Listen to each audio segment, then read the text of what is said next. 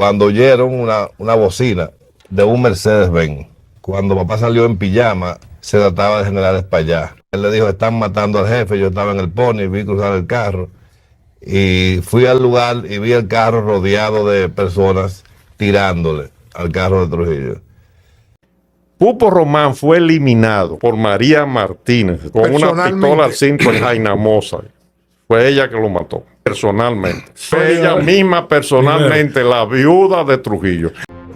Saludos, miren, hoy traemos otra historia de la era de Trujillo, incomprendida, con diferentes versiones, sin que ninguna de ellas se haya podido establecer como verdad absoluta.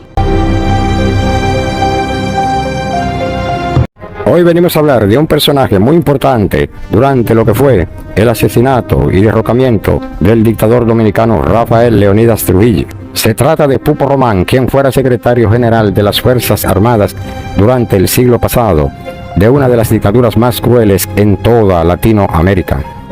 Este sabía de todos los planes existentes para asesinar al dictador Rafael Leónidas Trujillo. Una vez materializado el magnicidio, la idea era conformar un gobierno transitorio. Para ello se había planeado dar un golpe de estado al presidente títere Dr. Joaquín Balaguer. Pero esto era muy difícil de realizar debido a que los organismos de seguridad con que contaba la dictadura eran muy fieles a los principios e ideales del dictador. Y a ello le agregamos que la noche del 30 de mayo de 1961 hubo una gran confusión y falta de comunicación entre los conjurados y Pupo Román. Después del magnicidio a Rafael Leónidas Trujillo, Pupo Román fue tildado por algunos como un cobarde por no ejecutar la parte del plan que se le había encomendado. Un hijo de Pupo Román, de nombre José René Román Fernández, que fue entrevistado en el programa de Víctor Grimaldi, dijo lo siguiente sobre su padre. Realmente su padre estaba implicado en el complot del 30 de mayo de 1961.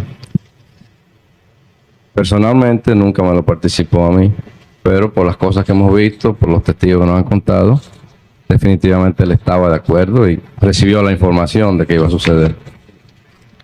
Lo que no estaba enterado era que esa noche era la acción en la avenida. La llegada de Espaillat que tú mencionaste, lo encuentra él durmiendo.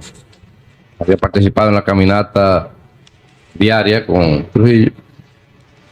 Pero algo anormal sucedió esa noche, y es que en vez de retirarse a sus casas y Trujillo a San Cristóbal, Trujillo fue a la base aérea de San Isidro con el general Román. Al regresar de San Isidro, fue a la casa y se acostó. Las bocinas del general Espaillat que tú mencionas, lo despertaron. Yo no estaba presente, yo estaba esa noche de servicio en la artillería del ejército. Pero mi madre estaba ahí, mi esposa y mi cuñado. El vehículo llegó, el general Román le dijo a Espaillat, vamos al malecón para que me enseñe dónde fue el hecho. En ese momento el general Román se cambia de ropa, coge unas armas y sale hacia el sitio, hacia el malecón. La ruta por la Máximo Gómez hacia el sur. El vehículo que utilizaba en ese momento no era el vehículo del secretario de las Fuerzas Armadas que estaba en el taller de transportación. Salió un vehículo corriente del ejército. Y aparentemente, no es que nadie me lo haya dicho, se deben haber cruzado en la ruta. Porque poco tiempo después fue un vehículo, no puedo decirle que llevaba el cadáver de Trujillo. Pero llegó, entró a la casa y lo vieron las personas, dijeron que el general no estaba ahí y se retiraron de nuevo. Hasta ahí es lo que yo puedo decirle de esa noche. Pupo Román estaba hastiado, cansado de las humillaciones y vejaciones del tirano Rafael Leónidas Trujillo, por lo que se unió al grupo de conspiradores para actuar en contra de la dictadura.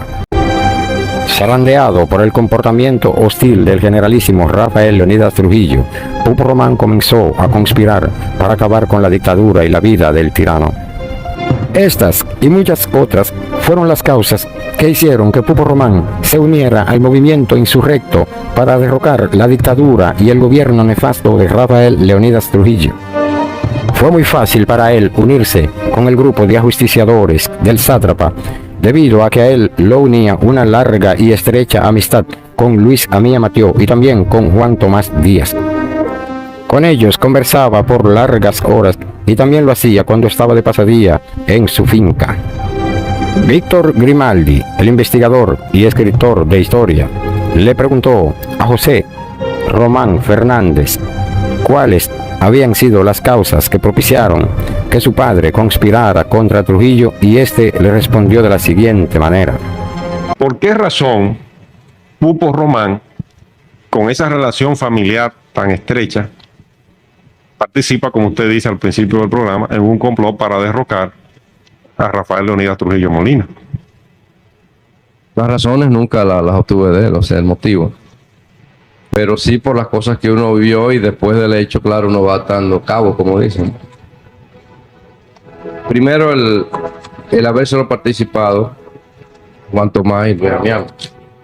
Eran personas que eran como hermanos de él, ¿no? De intimidad, o sea, que eso quería decir que ya de ahí en adelante él tenía que participar con ellos o denunciarlos, lo cual jamás iba a suceder. Por esa misma amistad eran como hermanos desde muchachos, ¿no?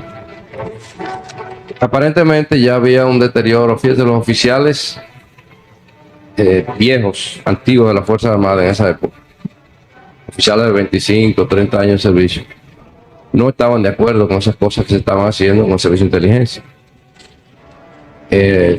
Johnny Abe era muy mal visto por esos oficiales de carrera. Dos señales yo obtuve de la inconformidad de General Román. Una fue cuando las operaciones de las invasiones de los héroes de Maimón, Constancia y Terón.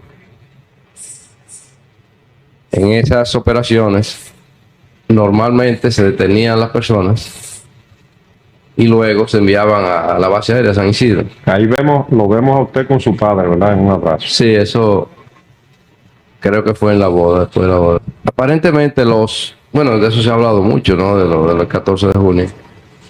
Aparentemente se resintieron los oficiales, tanto mi padre como el general Rodríguez Reyes, que era el segundo, de ver que esas personas en combate que eran detenidas se enviaban aquí y a los pocos días estaban muertos o estaban fusilados, etc. Eso parece que lo hizo como resentirse desde ese momento.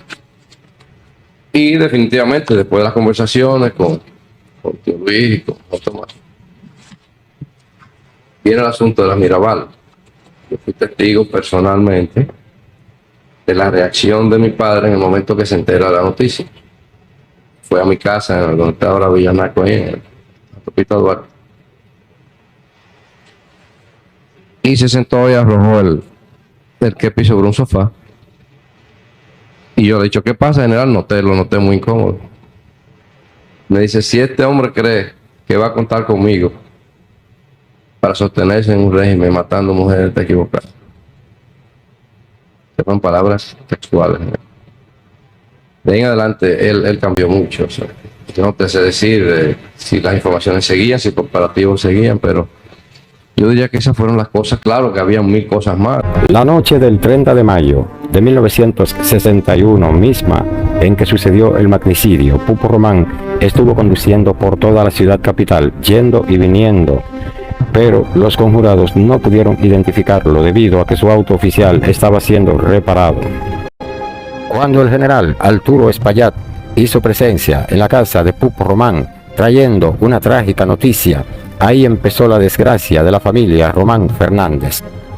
Los conjurados, por su parte, tuvieron que escapar y esconderse, pues ya sabían que Johnny Aves y el Servicio de Inteligencia Militar SIN tenían conocimiento del hecho y sus actores. Todos fueron fusilados unos meses después, excepto Inver Barrera y Luis Amía Matió. Pupo Román había emparentado con Rafael Leonidas Trujillo cuando se casó con su sobrina. Llegó a ocupar puestos importantes del gobierno de la dictadura de Rafael Leonidas Trujillo. Disfrutó de honores y breves atenuantes, pero de igual manera sufrió los rigores y la embestida del hombre más fuerte del país. El mismo día de su boda fue enviado a un puesto militar en la región sur del país, por lo que no pudo celebrar ni disfrutar su luna de miel. Con sarcasmo y capricho, Trujillo frustró su luna de miel. También con frecuencia, Trujillo lo culpaba por los errores que cometía su hijo mimado Ramfis Trujillo. Tunti Sánchez, principal limpiasaco de Ramfis Trujillo, se había convertido en un enemigo turbulento y calumniador de Pupo Román, lo que hizo más difícil la relación entre Pupo Román y Rafael Leonidas Trujillo. Sobre la relación de Pupo Román con Ramfis Trujillo, también habló José René Román Fernández en el programa de Víctor Grimaldi. Ramfis tuvo mucho que ver con la suerte de su padre, ¿verdad? Sí, afirmativo. Ellos no.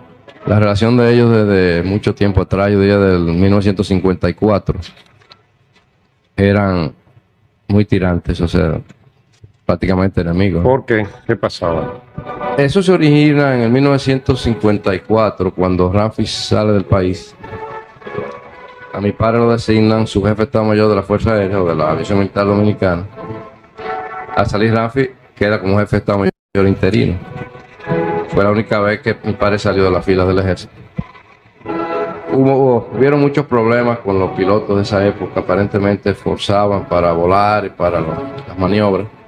Y creo, si mal no recuerdo, que había un problema de la seguridad de los aviones o de los seguros. Y aparentemente no se los complació. Cuando llegó Ramfis regresó de Estados Unidos. Aparentemente el ambiente que le habían hecho ya a General Román era muy negativo. Y Ramfis parece que conversó con Trujillo. Y de ahí en adelante salió. En aquella época no se usaba mucho eso que se usa ahora, de tener oficiales superiores en los bancos. Salió sin funciones de ahí por mucho tiempo. Hasta que un día lo hicieron jefe de artillería, pero esas relaciones quedaron así, quedaron rotas. Pupo Román, en momentos precarios, abandonado a su suerte, perdió toda esperanza de vida. Tuvo una horrible muerte del modo más cruel que pueda imaginarse.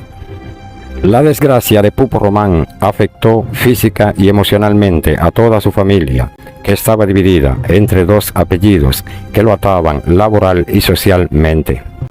Los familiares de Pupo Román tuvieron que vivir el calvario de ver a su padre torturado, mutilado y lanzado sus restos al mar.